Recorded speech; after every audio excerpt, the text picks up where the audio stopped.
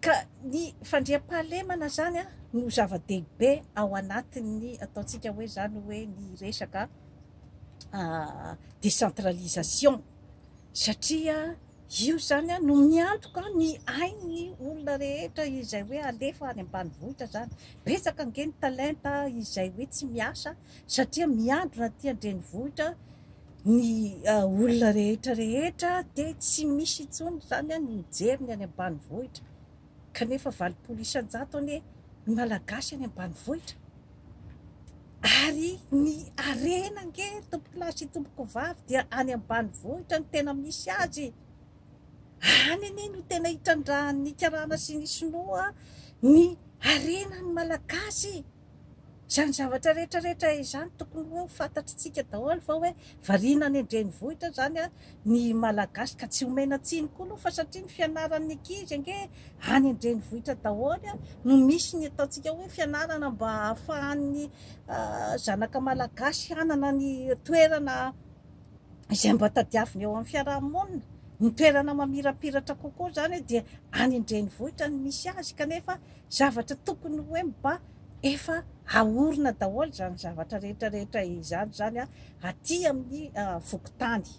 Na ny resaka tourisme ge any ambanivohitra no tena mandeha ny tourisme tompoko lahy sy tompoko vavy satria any no misy ny zavaboary sy ny maitso mavana sy ny rivotra madio izay tena tadiavin'ny tourista.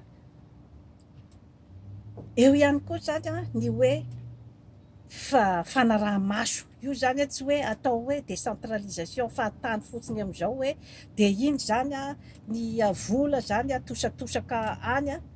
fa misy ihany koa zany a ny hoe olona ny comité mpanara-maso zany a ny fomba fampiasan'ny tsirairay zany a ny vola eo am-pelantanany zany ny lehibe ny fokontany. Io moa zany normalement zany aloha hoe raha ohatra ka hoe miainga amin'ny fokontany zany dia tokony hoe efa le olona izay entiny zany efa tokony ho capable ny anara-maso hoe ataony chef-pokotany aiza moa zany ilay vola ary aiza ilay projet sy ilay hoe zavatra nampanantenainy hoe atao. Misy zany a ny hoe tokony koa zany a efa contrôle an'izay zavatra izay fa tsy hoe atosatosaka fotsiny ny vola zany dia misy ny rapport izay hoe tokony atao zany a na ataontsika hoe zany hoe isa-taona na ho isam-bolana raha zany hoe inona ny zava-bita aiza ny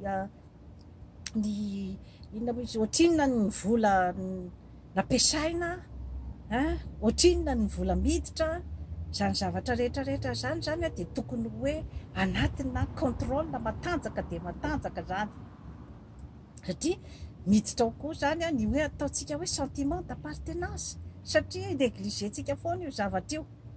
Izay olona mieritreritra manana sentiment d'appartenance amin'ny tany iray a no anana kokoa zany an'izay hoe ampandroso bebe kokoa ny taniny izay satria amintsika malagasy ange zava-dehibe ny tanindrazana fa mahagaga moa zany ny hoe ny arena zany hoentina mivoaka daholo ny arena dia ohatrany hoe tsisy zavatra miditra zany ao amin'ilay tanindrazana dia mahagaga ihany hoe aiza zany ilay atao hoe tsika hoe sentiment d'appartenance. Ary betsaka ihany koa no mamita-tena satria hoe ilay président de la république sy ilay mpanao politika mandositra ny ivelany anie miverina indray rehefa avy eo. Inona ny antony satria tsy tamany izy izany any be dia be nge ny hoe zavatra hita ao Madagasikara fa tsy hita aty ivelany natao fotsiny hoe ny resaka fampiasana olona trano ny resaka fotsiny hoe ny fifampitondran'ny mpiaramonina ny resaka fihavanana zany zavatra rehetrarehetra zany ange zavatra hoe tsy hita aty ivelany any Madagasikara no ahitana an'izay karazana fiainana izay ka hoe tsy aleo ve ianao izay hoe mitondra fanjakana zany ao manao izay apety ny ao an-tanàna mba mamioditra anao ao an-tanàna fa nahoana anao zany no hoe efa manomana an'ilay fandosirana satria raha ohatra ianao geny anao zany manomana ny fandosirana dia dikan'izay zany ianao a dia efa manomana zavatra tsy metimety ianao zany dia adositra rehefa avy eo.